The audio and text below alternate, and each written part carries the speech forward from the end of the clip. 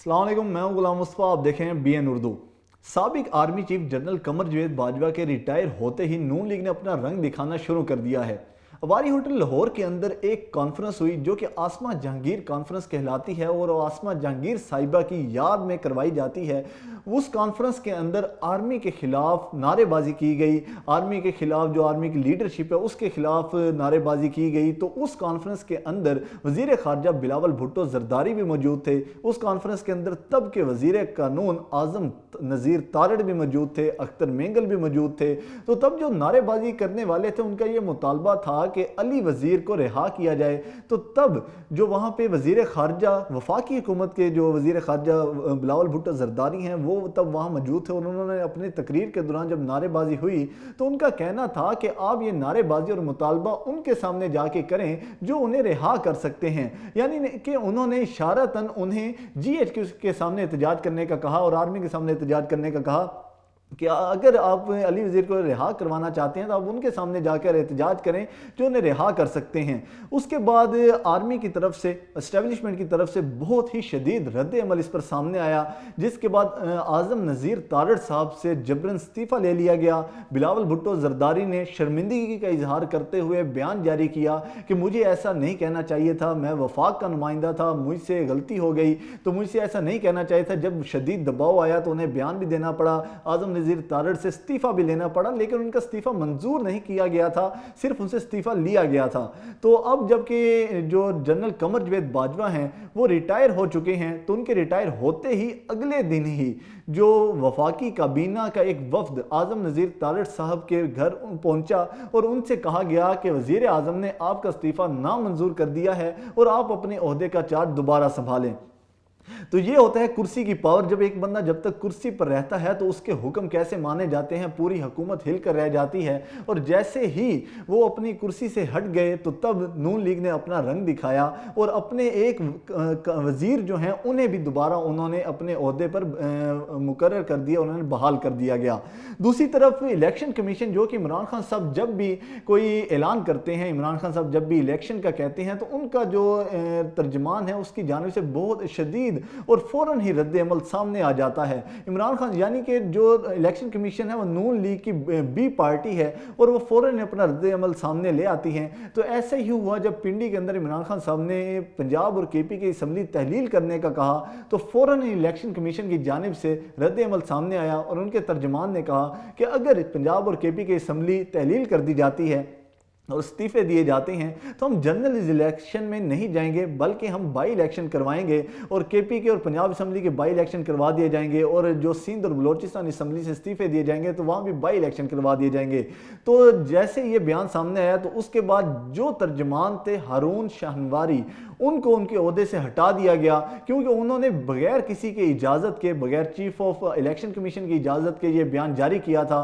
तो उन्हें इस बयान देने पर उनके ओहदे से हटा दिया गया। यानी कि बहुत बड़ी बड़ी तब्दीलियां आ रही हैं मुल्क के अंदर, जहां इमरान खान साहब के खिलाफ एक मुनज़्ज़म तौर पर इलेक्शन कमीशन की जानिब से बयान दिए जाते थे और किसी को उनके ओहदे से नहीं हटाया जाता था। और एक बड़ी तब्दीली के बाद अब लोगों को उनके ओहदों से हटाया भी जाने लगा है। अब अगर हम 8 महीने का टेन्योर देखें नून लीग हुकूमत का, जो कि पाकिस्तान की हवाम की बकौल और PTI की बकौल इम्पोर्टेड हुकूमत है, उसका अगर हम 8 महीने का टेन्योर देखें कि पाकिस्तान ने 8 महीने में क्या खोया और क्या पाया, तो सब कुछ खोया हुआ ही नज़र आता है, पाया तो शायद हमने कुछ भी नहीं। तो 8 महीने के अगर हम अदाद शुमार देखें कि पाकिस्तान 8 माह पहले 9 अप्रैल 2022 पर किस जगह खड़ा था, कहाँ स्टैंड कर रहा था, और अब पाकिस्तान नवंबर के अंदर 30 नवंबर 2022 को पाकिस्तान कहाँ खड़ा है और कहाँ स्टैंड कर रहा है। तो हम अदाद शुमार आपके सामने रख देते हैं कि इमरान खान साहब के हुकूमत के अंदर जो क्रूड ऑयल था वो $125 फी बैरल पाकिस्तान हुकूमत को मिल रहा था।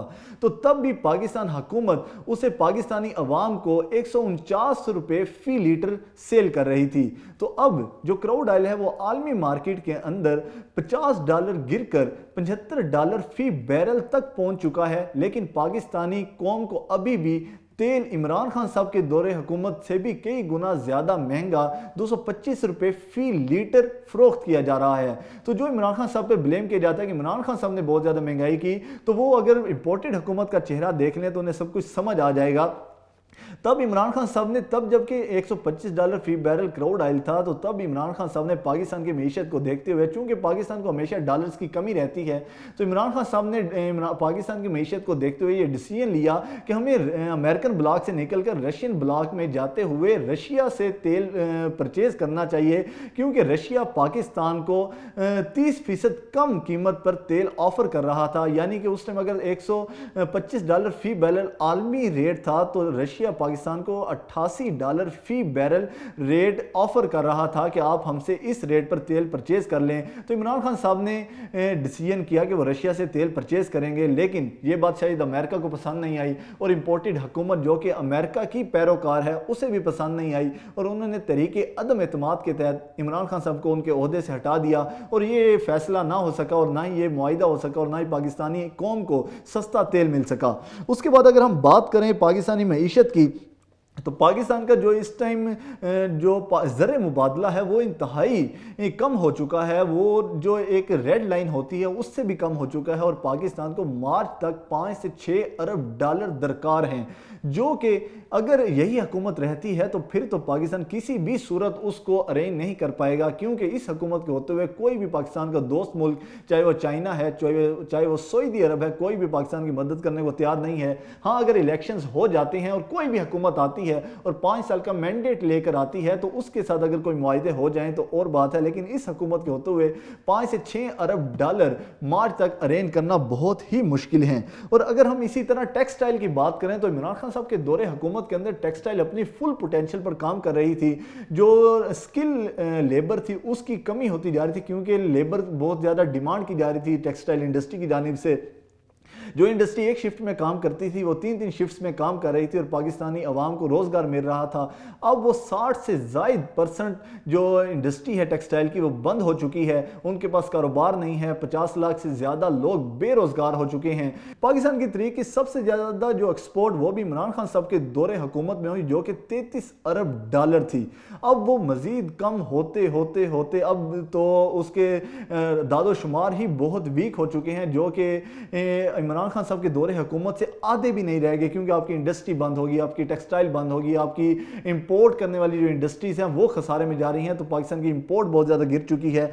इसके अलावा पाकिस्तान का डिफ़ॉल्ट रिस्क हम पहले भी आपको कई व्लॉग के अंदर बता चुके हैं कि पाकिस्तान का जो डिफ़ॉल्ट रिस्क है वो इमरान खान साहब के दौरे हुकूमत में 5% हुआ करता था, जो कि पहले 64% पर पहुंचा।